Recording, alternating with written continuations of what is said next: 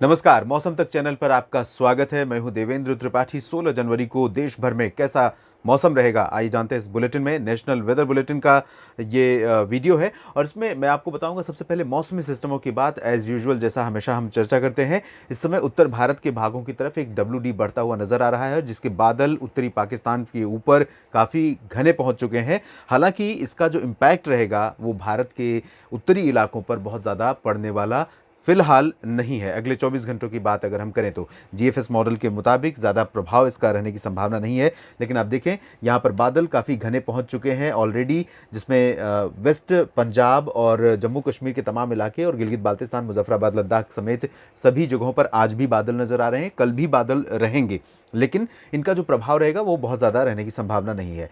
Circulation एक बना हुआ था जो बढ़ते हुए उत्तर प्रदेश के ऊपर पहुंचा है और इसके कारण यहाँ पर आप देखिए जो ये मॉइस्चर नज़र आ रहा है, पंजाब, हरियाणा, राजस्थान, दिल्ली, उत्तर प्रदेश, मध्य प्रदेश और ये छत्तीसगढ़, ये सभी रीजन, इन सभी भागों पर आज बादल नहीं थे, लेकिन धूप का प्रभाव बिल्कुल भी नील था कई जगहों पर। उसकी वजह ये है कि हवाओं में जो नमी है, नमी का स्तर है वो काफ़ी ज़्यादा था, जिसकी वजह से एक लेयर बन जाती है नमी की, और इसकी एक तरह से उसे धुंध कह लीजिए या मॉइस्चर कह लीजिए, तो इसके चलते धूप का जो प्रभाव है वो नीचे नहीं पहुंच पाता और इसी वजह से आज दिल्ली समेत उत्तर भारत के तमाम मैदानी शहरों में काफ़ी ज़्यादा ठंडा मौसम रहा और कोल्ड डे कंडीशन रही।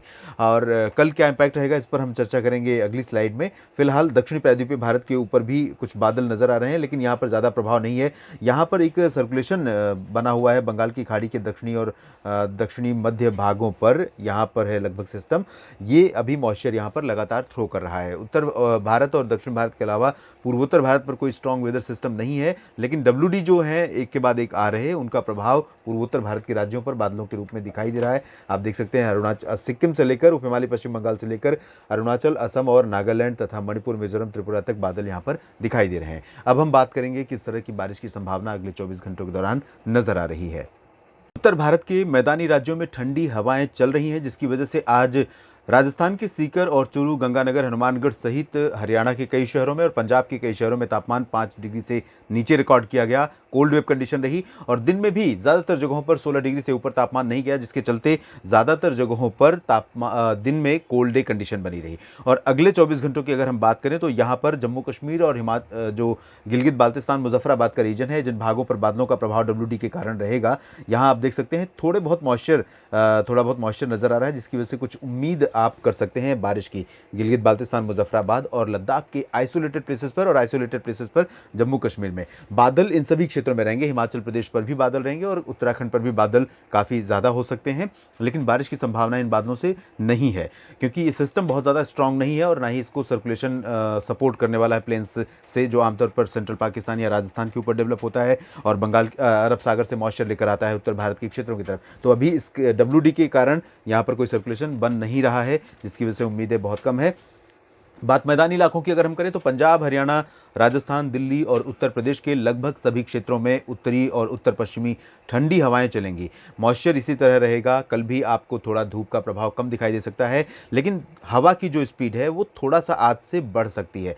हवा की स्पीड जो नॉर्थ वेस्टर्ली विंड्स है, जैसे ही इसकी स्पीड बढ़ेगी, निश्चित रूप से इन सभी मैदानी शहरों में, मैदानी राज्यों में जो धुंध थी वो छंटने लगेगी और धूप का प्रभाव बढ़ने लगेगा। तो कोल्ड डे कंडीशन में थोड़ा सा इंप्रूवमेंट जरूर हो सकता है धूप दिखने की वजह से, लेकिन हवाओं में ठंडी कम नहीं होगी। जब आप कहीं शेड में होंगे, छाए में होंगे, धूप का प्रभाव कम रहेगा, तो वो आपको ठंडी आज की तरह ही कल भी महसूस हो सकती है। उत्तर भारत के अधिकांश मैदानी इलाकों में, पंजाब में भी, हरियाणा, दिल्ली, वेस्ट उत्तर प्रदेश, राजस्थान के पूर्वी और पश्चिमी भागों के उत्तरी शहरों में ज़्यादातर, यानी श्रीगंगानगर, हनुमानगढ़, चूरू और अजमेर, जयपुर, भरतपुर, अलवर, झुंझुनू, इन सभी भागों में। और पंजाब हरियाणा के लुधियाना, पटियाला से लेकर अंबाला, करनाल, कैथल, कुरुक्षेत्र, हिसार, सिरसा, महेंद्रगढ़, फतेहगढ़, रेवाड़ी, इन सभी भागों में भी मौसम काफ़ी ठंडा रहेगा। राष्ट्रीय राजधानी दिल्ली में भी मौसम ठंडा रहेगा। और ये जो रीजन है पंजाब हरियाणा का तराई क्षेत्र और उत्तर प्रदेश का तराई क्षेत्र, इन भागों में कई जगहों पर कोहरे की संभावना रहेगी। डिपेंड करेगा हवाओं की स्पीड पर, और साथ में जहाँ आसमान साफ मिलेगा, हवाओं की स्पीड थोड़ी सी भी कम हुई, कोहरा काफ़ी घना बन सकता है। आसमान साफ होना बेहद ज़रूरी है और आज जिस तरह की कंडीशन थी, कोहरा काफ़ी हो सकता था लेकिन नहीं हुआ। उसकी वजह आसमान का साफ, यानी कि क्लियर स्काई का होना ज़रूरी है, जो कि नहीं थी। पूर्वी भारत की तरफ अगर हम देखें तो यहाँ पर आप बिहार और झारखंड समेत जो पश्चिम बंगाल का रीजन है, पूर्वी उत्तर प्रदेश का क्षेत्र है, इन सभी भागों में भी ठंडी हवाएं अब चलनी शुरू हो जाएंगी 16 जनवरी से ही। और इन ठंडी हवाओं के प्रभाव से देखना ये होगा कि अधिकांश इलाकों में तापमान में बड़ी गिरावट हो सकती है। न्यूनतम तापमान में, यानी कि लखनऊ, वाराणसी, प्रयागराज, अयोध्या, ये जो समूचे शहर हैं पूर्वी उत्तर प्रदेश के, पटना, गया और सिवान, गोपालगंज, चंपारण, भागलपुर, इन सभी भागों में भी तापमान में गिरावट होने की संभावना है। और झारखंड में भी रांची, जमशेदपुर समेत कोलकाता में, पश्चिम बंगाल में कोलकाता, दीघा, मिदनापुर और 24 परगना समेत तमाम क्षेत्रों में तापमान नीचे आएगा और काफ़ी सर्दी बढ़ सकती है उम्मीद से ज़्यादा इन सभी क्षेत्रों में। उप हिमालयी पश्चिम बंगाल में सिलीगुड़ी, जलपाईगुड़ी और दार्जिलिंग समेत गैंगटोक यानी सिक्किम के रीजन में बादल रहेंगे। आइसोलेटेड प्लेसेस पर इन भागों में बारिश हो सकती है, जहां पर बारिश होने की संभावनाएं आमतौर पर रहती हैं।